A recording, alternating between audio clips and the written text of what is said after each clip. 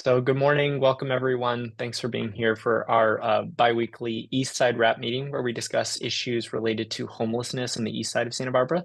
I'm Landon Rank, Associate Director with SB Act, and we facilitate these meetings as part of a broader South County coalition with the cities of Santa Barbara, Goleta, and Carpinteria in the county of Santa Barbara. Just a couple general announcements before we get started. One being that these meetings are every 2 weeks. So our next Eastside Wrap meeting will be on the 9th of August. If you can believe it, we're already there. And then we will have a neighborhood walk coming up on State Street this time. Our last meeting was on the east side, but we'll be back to State Street on August 12th at 12:30 p.m. at City Hall. This is just a chance to, it's kind of a networking. It's just for those of us who are interested in homelessness issues to get to know each other. But also a way for us to engage with businesses and learn a little bit more about the impacts they're facing, and to provide some resources to them so that they know who to call when they're facing different kinds of concerns. So I encourage you to join us if you're able. I did just want to remind everyone, so the Faro Center, this new homelessness daytime navigation center, is now open at 621 Chapala Street. So just to the west of State Street, on the between Coda and Ortega. So this is a place for people who are experiencing homelessness to go during the daytime. It's a place of respite, but it's also a place for where we're trying to encourage people towards connecting with housing and employment. And so right now the hours are 10 to 2. Starting on August 5th, the center will be open 9 to 3. So we're excited to be able to offer that space even more, and hopefully that will alleviate some of the pressures facing some of our downtown and east side neighborhoods. And then I've mentioned this in our previous wrap meetings, but the newest Dignity Move site with the cabins has opened up near where the former juvenile hall site is. And the exciting thing about this site is that out of those 80 cabins, 40 are specifically designated for individuals with significant behavioral health challenges. So that could be substance use or mental health. And so they've begun moving some of those individuals in, but only about half so far. So 20 of those 40 cabins are filled, and we expect to see 20 more of those kind of high concern individuals moving in over the next couple of weeks. So we are hopeful that that's going to, again, alleviate some of the pressures that we see both on our streets and in the shelter system. Yeah, Olivia, did you have a question? Oh yeah, I just had a quick question about the day center. I was Yeah. wondering, are all the services that you'll offer there every day, or are there different days that people can go for different services? So that's a good question. Every day there is housing navigation and case management available. There's a full-time City Net staff person here. But as far as the other services like employment services or healthcare or mental health, they're different days of the week. We're still kind of finalizing what that schedule looks like, so I can't share it. But at every day of the week, there are at least 2 or 3 different types of services here. Awesome. Thank you so much. Yeah. All right. So this is our quarterly PATH conditional use permit presentation meeting. It was supposed to be a couple meetings ago, but I had that wrong on my calendar. And so Liz graciously agreed to push it back. And so I'm going to turn it over to Liz. And we will be sharing today from Liz. And I do just want to say too, I said this at the beginning of our last wrap meeting, but we really want to be solutions oriented as much as we can in these meetings. So we want to keep it as much away from the putting things in a personal way or taking things personally. But we really do want to address concerns. So we'll open it up for questions and concerns after Liz's presentation. Take it away, Liz. Thank you. Let's see. So I'm Liz Adams, first of all, the regional director here at PATH in Santa Barbara. And just wanted to share with you kind of all that has been going on here over the past year now that we've closed out the 23-24 fiscal year. So through our outreach program, we were able to serve 80 people, connecting 26 of them into emergency shelter interim housing. We also had assisted some people in connecting to substance abuse or detox programs. some people moved into transitional housing. And then we also had 5 people who moved into interim housing and 1 person who reunified with families. So we're really excited about those numbers and all of those people who were able to get off of the street and into some sort of shelter situation. Through our interim housing that's here on site on Cacique, we served 326 people. You can see there kind of a breakdown of what that population looks like and who those people are, so who we serve. So high percent of people who are who have been chronically homeless.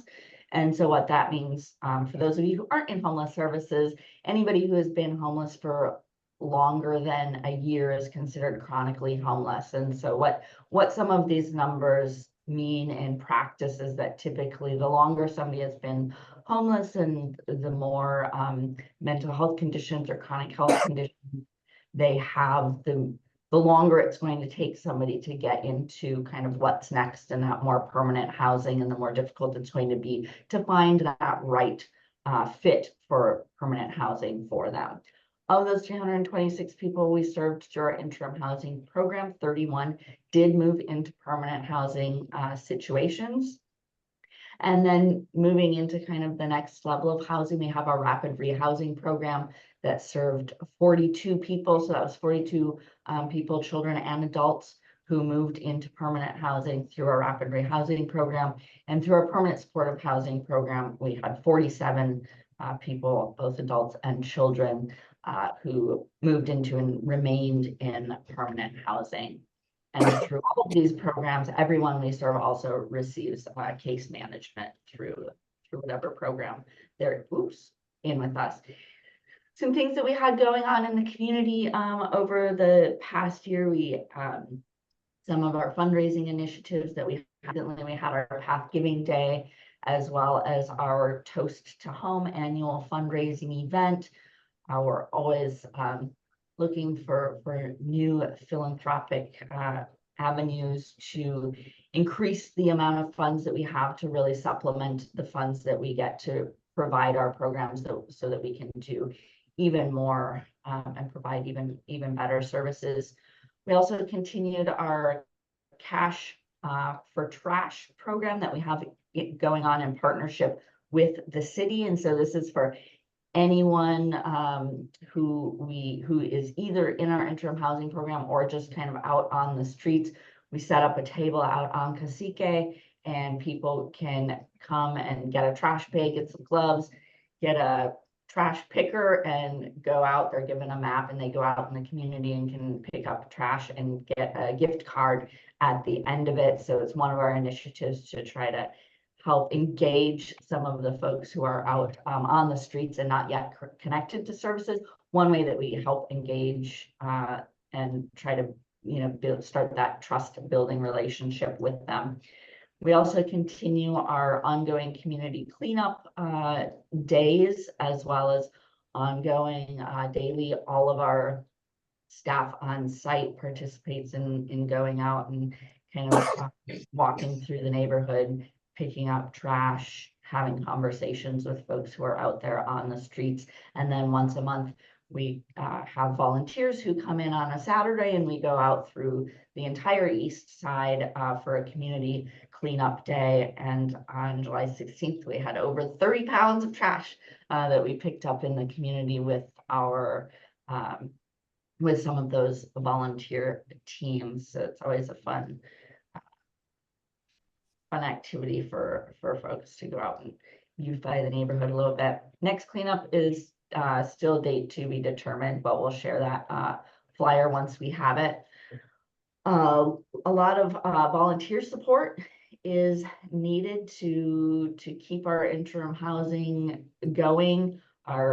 We serve 3 meals per day in our interim housing, so that's one area where volunteers provide huge support, is through serving the meals in our kitchen. They also help with putting together hygiene kits. We sometimes have corporate groups who will come in, and as like a team building activity, they'll either do like the cleanup day or come in and help assemble hygiene kits. Those hygiene kits then go out into the community through our outreach, as well as just our neighborhood walks that we do. And then it's also distributed to folks who may come in off the street asking to use our facility, to use the restroom, or just needing hygiene supplies or a bottle of water, something like that, in addition to our folks who are in our interim housing. So we had 171 volunteers putting in over 1,500 hours of volunteer support. So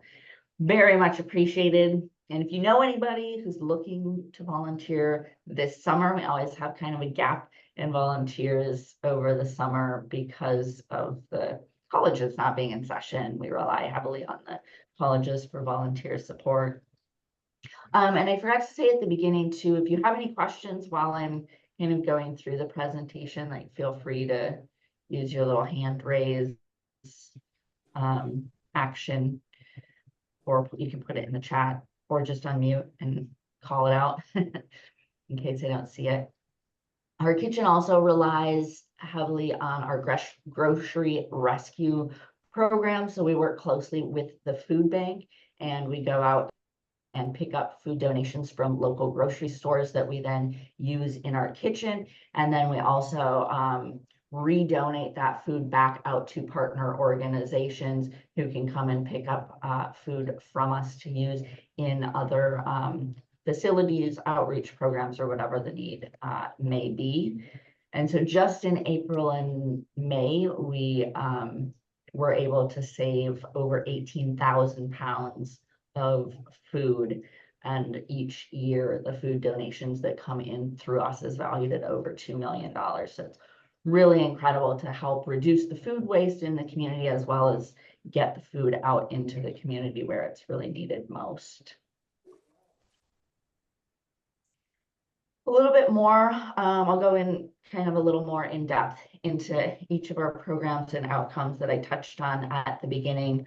Our street outreach program, street outreach is really about building relationships to then be able to help people navigate into some sort of housing and services through the outreach case management. So as I mentioned, we served 80 people through our outreach program, with 35 positive housing exits through that work. We continue to staff an access point at the rescue mission once a week. So that's where people can come and get put into the coordinated entry system, which is kind of the first point for somebody to try to connect to any type of homeless services in the community, is that they have to get into that coordinated entry system. So we provide that support at the rescue mission every Wednesday. We continue to go out and engage with folks who are on the Cacique and in the Cacique and Milpas corridor, and help trying to connect them to services and supports, getting them to come into our access point that we have on site here at our facility as well. We received an outreach van through an incredible donation through the Ballyco Foundation, who provided funding for that van. So we're also able now to drive people to appointments. When we're doing outreach, we can have more supplies with us to distribute to people who are out on the streets who we're talking to. And it's the van that has like the wheelchair lift and tie downs and everything, so that we can bring people to appointments who have that need as well. We are still recruiting for a new outreach worker. We just talked to our HR team again yesterday to get some more interviews scheduled. We had a few interviews last week, and hoping to get somebody in soon, as it's currently a shared kind of duty through all of our team going out and connecting. But it's more difficult to build those relationships and build that trust when it's not the same person going out every day, as we know.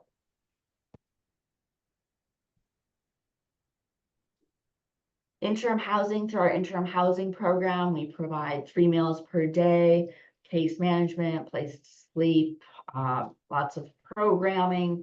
We served 326 people this year, for 31 of them moving into permanent housing situations.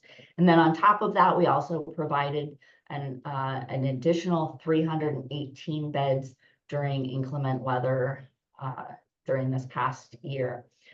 We have been able to do some facility improvements, so we're always working to create a more healing space for folks, because we know that being homeless in general is a traumatic experience, and healing, love, compassion is kind of the keys to helping people get to what's next for them. So we're really trying to create a healing space for interim housing, because it can be scary, especially for somebody who's experiencing homelessness for their first time to come into an interim housing situation. So some things that we were able to do thanks to some CDBG grants this year. We were able, you can see some before and after.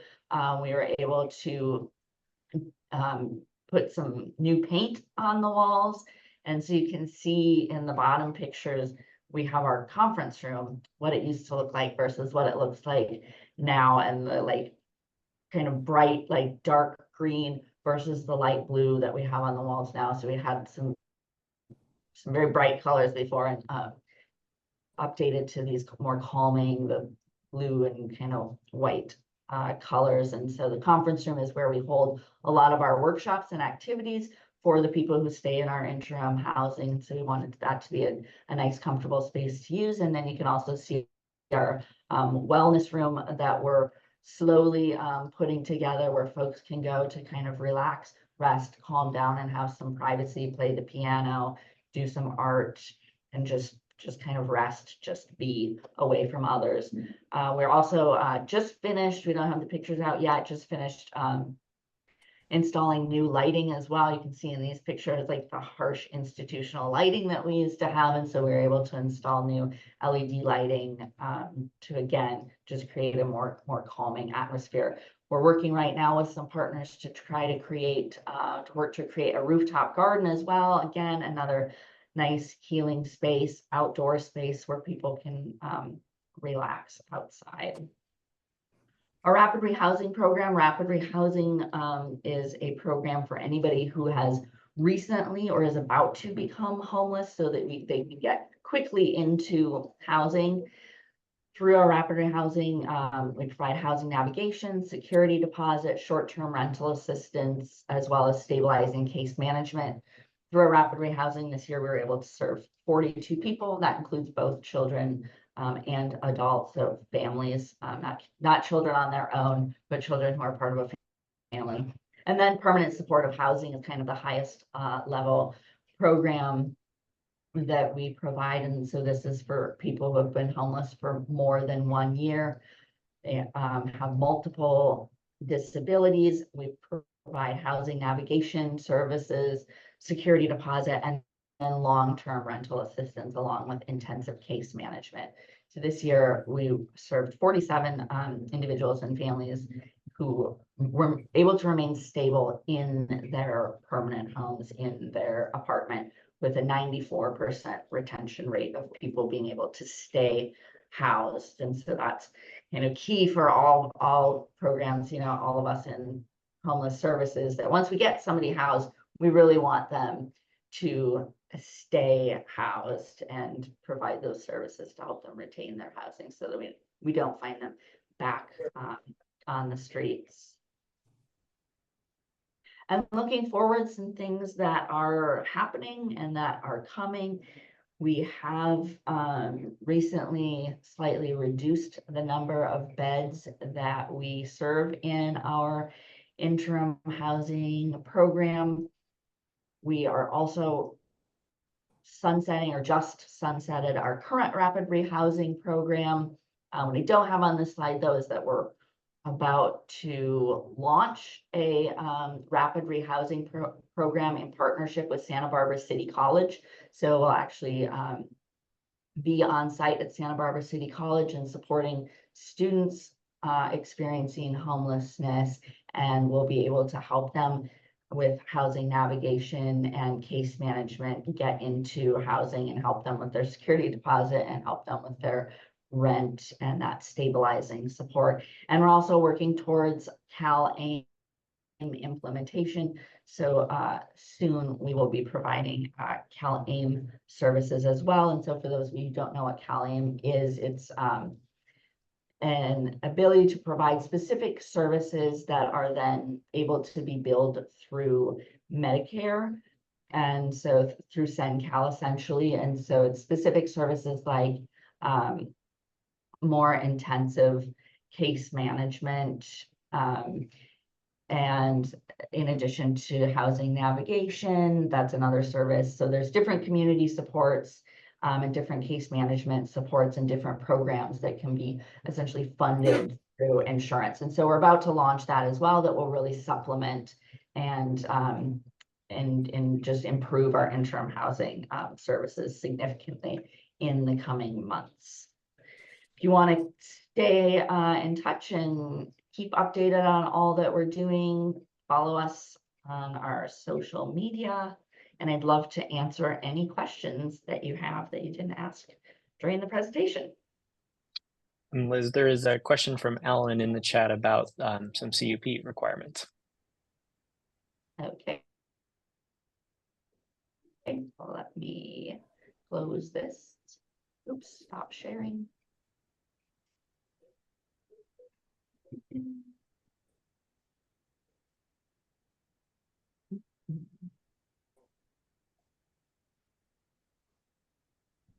Yeah, so as I stated in the presentation, we do ongoing neighborhood walks throughout the day. And as we see encampments, we're reporting those. As we see things that have been left behind, illegal dumping, anything like that, we're reporting it. We work closely with the city. We work closely with the police department to report when we see illegal activity happening as well. And so that's a constant ongoing every day that we're out there doing those neighborhood walks and cleanups. Yep. Go ahead, Alan. One more question. Can you update us on, I know you guys have had some kind of contracts with security. I went and reported a few days ago. I reported an incident and came in to report it and was told that there was no security on staff. So, I mean, on duty at the time. Can you just update what's going on with security? Yes, we do have security that we contract with. They are not, it depends on the path staffing kind of when security is here. So when there are a lot of path staff and a lot of path leadership, security isn't here. So essentially on a regular Monday through Friday, security wouldn't be here during the day when we have a full path staff. But then on the evening shift, the swing shift, the overnight shift, weekend shifts, 24/7, security is on site. Thank you. Mm-hmm. And just to add to that, if you have a concern, typically security isn't the best to report a concern to anyways. So when you do come in with a concern, it's better to report it to path staff because we have better ability to respond appropriately, whatever the situation or the issue might be. And you're always welcome to ask for me specifically as well as you have concerns. And do you have, I want to share again, we have our neighborhood resource guide that has our contact information to report kind of general concerns or concerns, specific to us, that has a phone number as well as an email address that goes to multiple team members on the PATH team. But then this guide also has, if there's somebody who's more appropriate to report something to based on a specific situation, who that person is and how to best contact them. And I can share that out with you again, Landon, to share out to this group. Liz, and I don't know if you can speak to this specifically, but now that the city and SB Act have been partnered together on the Faro Center, and we obviously have a lot of conditions to meet with our conditional use permit, we've been able to utilize staff for regular block walks throughout the day. We've been able to address smoking, a couple instances of loitering, but for the most part, we have not had an increase in impacts at all in the neighborhood. And so I'm just curious in terms of the type of strategies that PATH can deploy to have, a similar environment and what the differences could be there.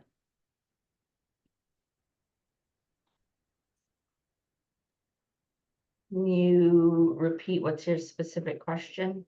That we have direct experience now operating a daytime navigation center where individuals are coming in and out, and we're able to manage impacts to the neighborhood. And then we have other facilities throughout the city that are also able to do that as well. Why is it that strategies can't be deployed at PATH to prevent, or I would say create a similar environment? I think a lot of the questions we get from the public and just from our city experiences and observations, why is it that this location is so overly impacted when other locations were able to manage it? I would love to know the answer to that. I don't have a good answer to the why. All I know and can honestly answer to is what we do to try to mitigate it. And we are out there, we are having those conversations. One thing that I will say that I know right now is that we don't have the outreach dedicated staff person. And so I do know that that does make a difference, not having not the same person out there all of the time, because that trust is what allows us to get them connected somewhere and not out there, looking for services. So I do know that that is a piece of it. And when it's all of us out there, we don't have that same relationship. But we actually just met with the police department the other day again. Like, we're always looking for if people have additional suggestions. Like, we're always trying new things as we have suggestions. We're out there constantly. We work with partner with CityNet as well, and we want to do whatever we can to help with the situation. But as to the why, I can't answer that.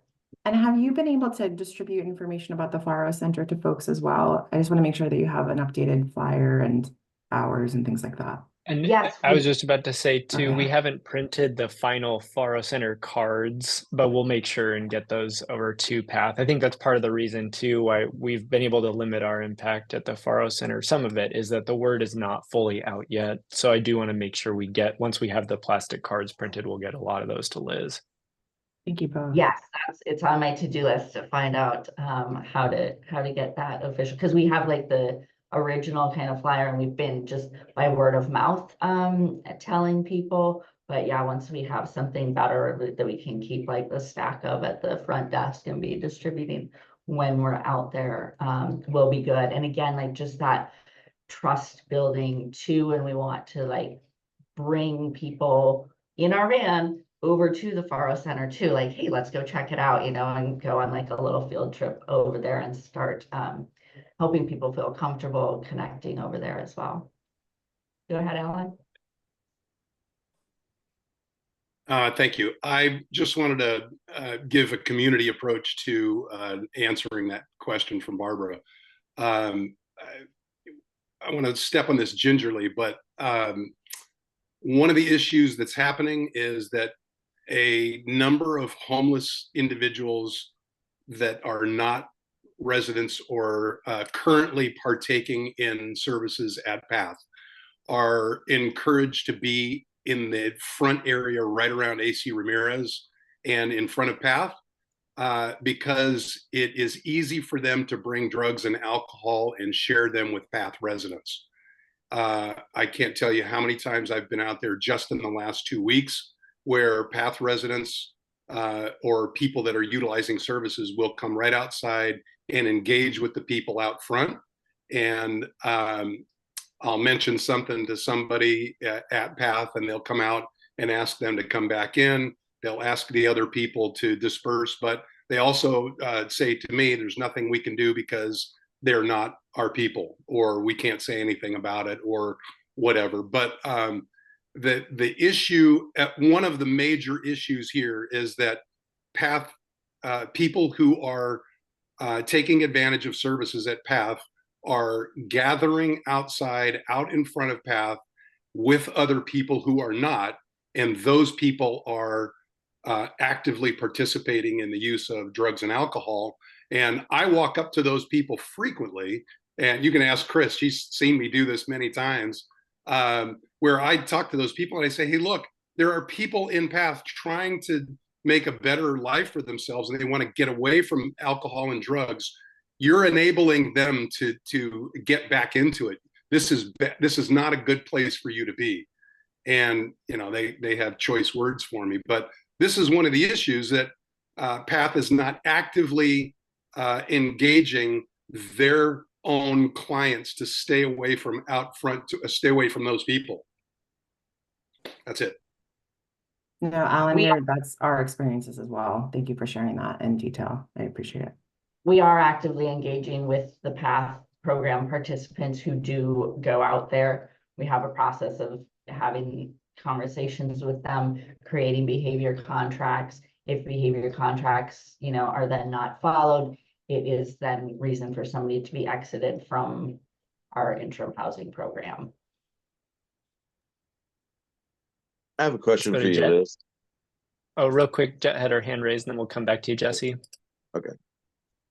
Yeah, I had a question around the governor's announcement and the grants pass decision. And it was sort of a shock to all of us that the California governor would come out and say, we're going to start enforcing this and clearing out encampments and all of that. And so this is more of a question for Sergeant Beltran, but what is is there going to be a shift in the police department with the level of patrolling and moving people on and interacting with people that, Mr. Bleeker just mentioned? Is there going to be an enhanced police presence because of the governor's order, or is it going to be more, we're going to stay the line of what we've been doing, or what is that going to look like moving forward just in light of that decision and then executive order? I'll answer, and then if Barbara has anything to add, I don't know if she knows anything more than me, but basically we're waiting on a lot of the stance coming from the city attorney's office and waiting on some additional training on how we're going to move forward with all these changes with that Supreme Court decision. As of right now, we're just doing business as usual, which is the way we had done it in the past. And we're waiting for additional information and follow up on how we're going to proceed forward. I will say the region has enhanced police presence already. So there's two approaches. One is through PD and the other is through code enforcement, which is our encampment response team. Our offer of services and support continues. Compassionate policing continues. If they are on a path that's positive and we're working to connect them with case management, if they're already connected, we nurture and support that always. So for us, it's not state-owned property. It's the public right-of-way, but we are looking and reviewing our internal encampment response policy, and we'll communicate broadly if there's any adjustments on that. Jesse, you can go ahead. Oh, first of all, I want to thank Jet for asking that question, because that was one of the things I was going to bring up, what Newsom did. And another thing, I do agree with Alan Bleeker about the activities and things that go on there and the interaction with the people at PATH. And my one question to Liz is, because it sounds like you don't have your security 24/7, is that because of your staffing? It's there are a lot of reasons. One primary reason, though, is that we can do more with our own staff. There are a lot of limitations to what security can do where security can go when they're through a private security company. So what we can do with our staff, we just have a lot more flexibility and a lot more leeway. So like our staff can go anywhere in the community, as we get a phone call that somebody is, under an overpass and potentially needing assistance, our staff can go out there and support that, as opposed to our security just can't do as much. So when we have our full team, our full path staff, there just isn't that, it's better to have staff than security, essentially. Okay, all right, understandable. And one last thing, this one's for you, Al. Al, there's one person that I've been concerned about who I've been seeing between the window tent stereo place and the Milpas overpass is an older gentleman, and he's been there for several days. I was wondering if you are aware of that gentleman.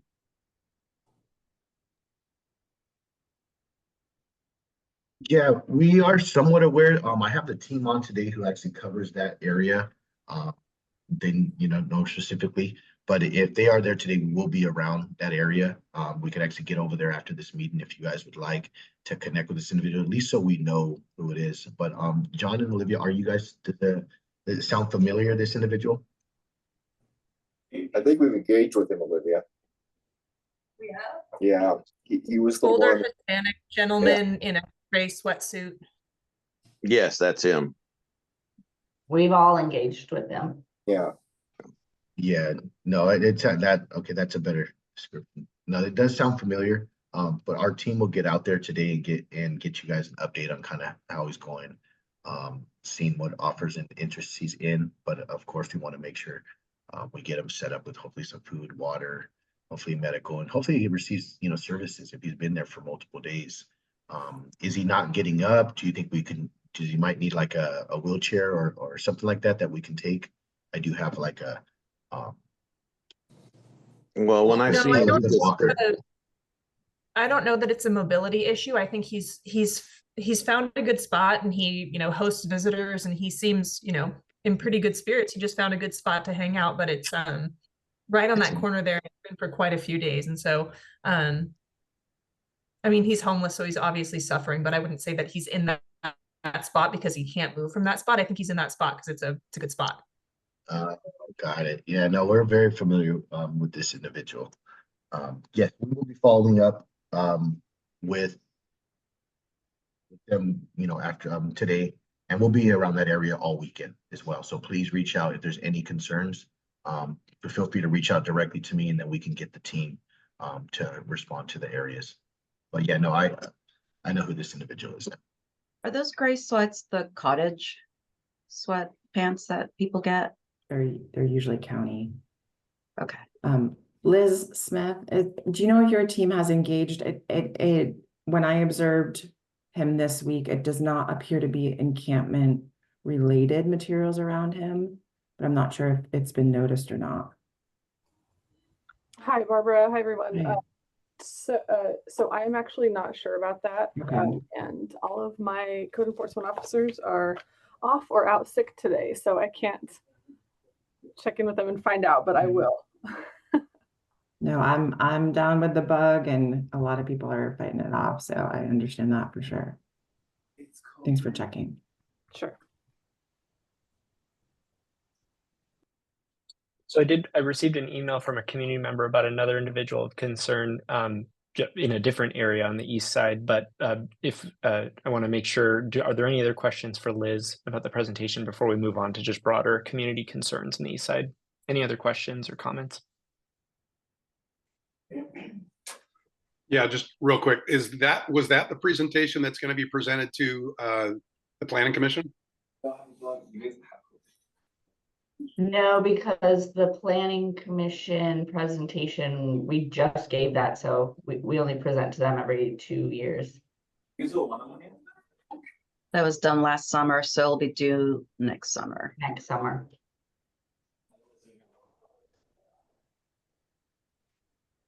Okay. Is the bathroom okay? okay. All right. So then just another individual of concern raised. This was an individual who's been camping, white female, aged around age 50, camping near the glass windows of H&R Block 21 North Milpas Street. I'll encourage this community member to report it through SB Connect as well, but I also just wanted to make sure it was on the CityNet radar. Thank you. Thanks, John. Other general community questions or concerns? Otherwise, we can go to our outreach providers for quick updates before we close. So I know this is the homelessness call, and I have submitted a request through SB Connect, but the amount of graffiti that's on the 7-Eleven, and I know it's private property and all of this, but it's like, it's a real bad look. So is there Yeah, Jet, anything? we're absolutely working with Public Works to address that, and Okay, we're awesome. working with the property owner to see if there's things that we can put in place to actually mitigate future graffiti. It is a highly impacted location, and there's always something even after we clean it. So we're seeing what else we can do there to prevent future misuse. Yeah, it has those beautiful big white walls that are just I a know, perfect. are just, yeah. And then every single time we paint over it, they're right back on it. Yeah. But yeah, it's a priority location for us. Okay, awesome. And the property owner has been, responsive and always communicates with us too, so. Thank you. Yeah, go ahead, Alan. Probably my last question, but I'm in a real fog. I'm sorry, I'm at home with COVID. But this may sound really stupid, but Landon, I just going back to the original email, the one that I misunderstood from a few weeks ago, that it was a path conditional use presentation. I was under the impression that this was something that was going to be presented. I was mistaken, obviously, but was this just something that is required by the conditional use permit for them to report to the community that used to be the That's correct. The Milpas task force. Yeah, so we report, right. we report ongoing to the community through this venue. All right. I was clearly mistaken, yeah. and now I'm up to speed somewhat. Hopefully, right, but it's connected. So as there are questions of like things that you think are not in line with our conditional use permit, or that you observe that you think may be not in compliance with our conditional use permit, like we always want to hear that and be working to remedy all of those things as we look towards when we do give those presentations, and when we do work with the planning commission on our conditional use permit. So. And Alan, complaints on observed violations of the CUP can be shared with the city as well as the city's planning commission staff. So we do need to hear that from community members. And if there are enough perceived violations, that would reopen their CUP in front of the planning commission. Great. And I guess while we're at it, so the procedure for making a complaint at path for something that's going on, for that to be available to the public, what's that procedure? Like, how do we find out? Yeah, we have this neighborhood resource guide that we walk around and distribute. It's distributed through this email group as well. I can send it directly to you. We have it available on site here. Awesome, thank you. Or you can just walk in like you do too. Like great. Lots of avenues.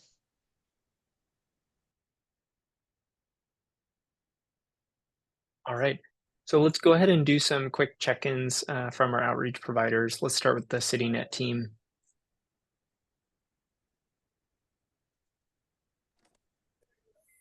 You can come on with me. Hi guys. Not a whole lot different stuff to report than what's already been reported of things that we're observing on the east side. Olivia and I are over around path actually at least once a day or once every other day. What we run into often is the people on the sidewalks. We stop and engage with them, and of course there's been issues with Marburg, people sitting in front of their business there. We talk to them, we offer services, we encourage them. But normally it sometimes it does some good, but sometimes it doesn't. But we do keep trying. And then over at the park by the zoo, we haven't seen a whole lot of people over there recently. Maybe one or two. Would you agree with that, Lydia? In a day? Yeah, we've seen far less people in that area, at least at the time that we generally go by there.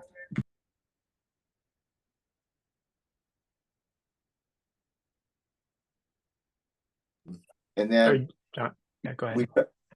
We travel East Beach, the parks and things like that, and it doesn't seem like the numbers have increased there at all. We're seeing maybe 2 or 3 or 4 sitting on the grass around East Beach, or maybe 1 or 2 in the parks, but not like it was 6 months ago. On Milpas Street, a lot of the people that we see on Milpas, we actually see them on State Street as well, because what they do is they migrate from Milpas Street over to State Street in the evening, and we'll engage with them on State Street. And we haven't seen any camps that are really prevalent that would make us stop and say, what's that? And stop and engage. And we just heard about the one today that we're going to look into this afternoon. So, Olivia, do you have anything to add? No, I don't think so. So that's pretty much what's sitting at what we're doing around the east side there. Sometimes we get these chronograph requests that are on the east side to check out camps or individuals. And oftentimes when we get out to them, it was a person that was just kind of hanging around and they're not there when we get there. Sometimes our response time on that is like sometimes 24 hours. So because we're responding to businesses and stuff around State Street and stuff like that, issues that they're having, and our response time there, we want to keep it, we try to do it in like 15-20 minutes. So yeah, that's about it for us. Thank you, John. For our outreach teams and code enforcement too, there's a comment from Chris in the chat about another individual in a tent. Can we go to Anais or the Good Samaritan team? Good morning, everyone. Happy Friday. We've made it. I want to just say that my team is out and about. Sorry also for coming in a little bit later. I'm in Santa Maria today, just putting out some fires. We have been really focusing on this change of weather in the last couple of days and the last couple of weeks to really focus on some of the clients that are really not used to this. So access to water, access to anything when it comes to do with the heat. We've been focusing on that. I'm picking up literally pallets of water at a time to be able to distribute. So we've been really focusing on that in all regions, not in Santa Barbara, Goleta, Scarp, all that good stuff. We've been to all our CES sites. Probably the past 2 weeks, we've been a little bit slow on outreach. I have one new worker that I am overloading with information. So he's a great sponge right now. And in the next couple of weeks, we'll be able to just be a little bit more visual. Great. Thank you, Anais. Can we go to Sergeant Beltran? Really, no major updates from me on our end. We haven't really noticed much of a change of anything other than, like I said, that what John said. We've noticed that a lot too. Is a lot of people used to kind of stay in one area of Milpas or State Street or whatever. Now they seem to be just jumping back and forth. We see them all over. But otherwise, no new areas that we're aware of that are like a hot spot for us. Thank you. And then since Susie had put that story about the individual being handcuffed in the chat, I wondered if you or Barbara would be able to comment on that. Sorry, yeah, I was actually multitasking, trying to send a few text messages and then also researching myself. And I wasn't able to find anything else on that, but I'm going to. I'll get a hold of the supervisors that were working that day because I'm sure they would be aware of whatever that was, and then kind of get some more information back to Susie. But for right now, no one seemed to know anything about it, and I wasn't able to track down any reports on it. Thank you. Appreciate it. And then Liz Smith, I know you just rejoined. If you're able to share any updates from code enforcement, now's the time. Yeah, like I said, with everybody out, I'm not 100% clear on what's happening out there, but I know on the one mentioned on 21 North Milpas, we did get a report on SB Connect about that one this week, and staff visited the site and didn't observe the person there at that time, but we'll definitely keep that on our radar and be visiting the location and keeping an eye out. And that is what I caught from before I lost sound. Thank you. That's helpful. Any other just general questions, concerns, or announcements before we close the meeting for just a few quick moments with our outreach teams? Anything else from anyone here? So my last day at the county is going to be next Thursday. I've taken a job with a national consulting firm, which I'm super excited about because this means I am now free of local conflict of interest. And so I'm not going anywhere. I definitely plan to still be on these meetings in a private citizen capacity, but it's been absolutely amazing working with all of you and all of the great work you're doing in the community. So thank you all so much, but I'm going somewhere, but I'm not going anywhere. So yeah. I was looking for a reaction, but I was like, I don't know if I put a celebrating or a crying face. It's like, yay for you, but like sad. A little sad. Yeah. Yeah, sad for all of us. Yeah. So I I'm going to definitely be. did both. Yeah. But I'll stick around. You'll still be hearing from me. So yeah. We wouldn't have it any other way. All right. Well, with that, we'll go ahead and end the meeting for community members, outreach teams. If you can stick around for the last 5 minutes, that would be great. Thank you, everyone. Have a good weekend.